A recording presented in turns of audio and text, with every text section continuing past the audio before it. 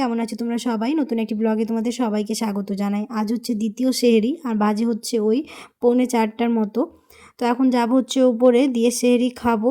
তারপর কী করি সমস্ত কিছু শেয়ার করব এই ভিডিওতে। তো যাই এখন ঝটপট, যেহেতু বেশি সময় নেই। প্রথম রোজা তোমাদের কেমন কেটেছে সেটা অবশ্যই আমাকে কমেন্টে জানিও। আমার তো খুব ভালো কেটেছে। তো আমি এখন উপরে চলে যাচ্ছি, আর দেখতে দেখতে রোজাগুলো কখন পেরিয়ে যাবে বুঝতেই পারবো না। এখন তো কিছু বুঝতে পারি না, যখন 4-5টা রোজা হয়ে যাবে তারপরে সময় কখন পেরিয়ে যাবে, দেখতে দেখতে 30টা রোজাও শেষ হয়ে যাবে। তো সেহরি খাওয়া হয়ে গেছে, আর ভাবলাম যে নিচে যাওয়ার আগে গাছে জল দিয়ে দিই, যেহেতু এখন রোজার জন্য সকালবেলা ঘুম থেকে উঠতে একটুখানি লেট হয়। তার জন্য ভাবলাম গাছে জল দিয়ে একেবারে ঘুমোতে যাব। যেদিন থেকে রোজা স্টার্ট হয়েছে মনে হচ্ছে সেদিন থেকে দিনগুলো খুবই কড়া যাচ্ছে, রোদও খুব হচ্ছে। তার জন্য গাছে যদি জল না দিই তাহলে গাছগুলো একদম নুয়ে যাচ্ছে। তার জন্য প্রতিদিন চেষ্টা করছি এরকম ভোরবেলার দিকে সেহরি খাওয়ার পর এরকম প্রতিদিন জল দিয়ে দিচ্ছি, তাহলে সকালবেলার দিকে আর দিতে হবে না। তো এখন চলে যাচ্ছি হচ্ছে নিচে, জল দেওয়া হয়ে গেছে। এখন আর সেরকম আর ভিডিও করব না, সকালে উঠে একেবারে ভিডিওটা কন্টিনিউ করব, যেহেতু এখন আমি ঘুমাতে চলে আসলাম। পুরো বাড়িতে এত ধুলো হয়েছিল এই কাঠের কাজের জন্য। এখন তো মোটামুটি পুরোপুরি ডিপ ক্লিন করা হয়েছে, কিন্তু কাজ এখনও বাকি আছে। জলের কাজ এখনও হয়নি, রান্নাঘরের সিঙ্কের কাজ বাকি আছে, বেসিনের কাজ বাকি আছে। কিন্তু ওইগুলোর জন্য তো বসে থাকলে হবে না, বাড়িঘর তো পরিষ্কার করে নিতে হবে। যেহেতু রোজাও শুরু হয়ে গেল, তাই তাড়াহুড়ো করে বাড়িঘর সব পুরোপুরি ডিপ ক্লিন করা হয়েছিল।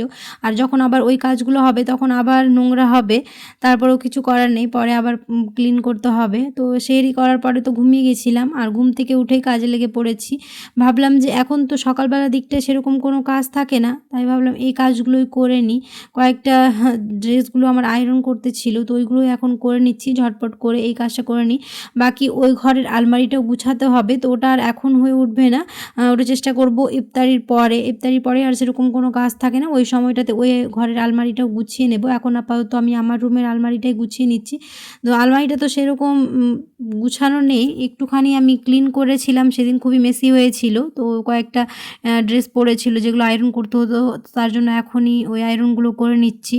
সকালবেলার দিকে তো সেরকম কোনো কাজ থাকে না রোজার জন্য, তার জন্য সকালবেলার দিক থেকে এই টুকিটাকি কাজগুলো করে নিচ্ছি, তাহলে বিকেলবেলা একটুখানি হালকা হয়ে যায়। কারণ বিকেলবেলা তো আবার ইফতারির প্রিপারেশন করতে হয়, শরবত থেকে শুরু করে সব কিছু, তখন আর সময় হয়ে ওঠে না। তাই চেষ্টা করছি সকালবেলার দিকেই এই কাজগুলো করে নেওয়ার, তাহলে অনেকটাই মানে শান্তি। গল্প করতে করতে আমার সবগুলো আয়রন করা হয়ে গেল, এখন এখানে গুছিয়ে রেখে দিচ্ছি। তারপর চলে যাব হচ্ছে ওপরে। মোটামুটি সব কাজ হয়ে গেছে, আর এখন বাজে হচ্ছে দুপুর 3টার মতো। আর এখানে ছোলা ভিজানো হয়েছিল, ছোলাটা এখন সেদ্ধ করা হবে। আর 3টা থেকেই যদি না সব রেডি করা হচ্ছে তাহলে সময়ের মধ্যে হয়ে ওঠে না, তাই চেষ্টা করা হচ্ছে 3টা থেকে কাজ শুরু করে দিচ্ছি, তাহলে সময়ের মধ্যে সব কিছু হয়ে যাচ্ছে। তো এখন ছোলাটা সেদ্ধ করে নিচ্ছি, তাহলে আর একটা কাজ হয়ে যাবে। তারপর বাকি কাজগুলো যা যা থাকে, রান্না থেকে শুরু করে শরবত করা, তারপর ফল কাটা, এসব কাজ তো থাকে, তার জন্য ঘুগনিটা আগেই করে নেওয়া হচ্ছে।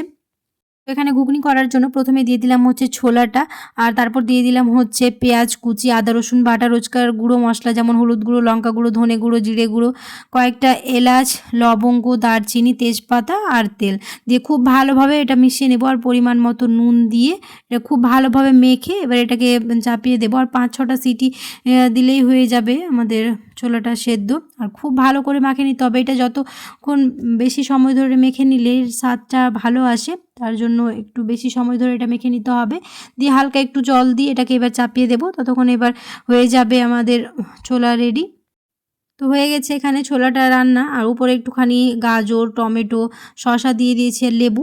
আর এখানে শরবতও বানানো হয়ে গেছে, আর সময় হয়ে এসেছে, কিছুক্ষণ সময় ছিল, তো ভাবলাম আমি শরবতটা বানিয়ে নিই। তার জন্য এখানে 2 রকম শরবত বানিয়েছি, ছোলা ছাতু দিয়ে শরবত আর গ্লুকন ডি। একটু হেলদি ড্রিঙ্কস বানানোর চেষ্টা করেছি, সারাদিন রোজা রেখে একটুখানি ক্লান্তিটা দূর হবে। আর যেহেতু ভাজা পোড়া তো বেশি খাওয়া হয় ইফতারির পরে, তো এরকম হেলদি ড্রিঙ্কস থাকলে মাইন্ডটাও রিফ্রেশ হয়।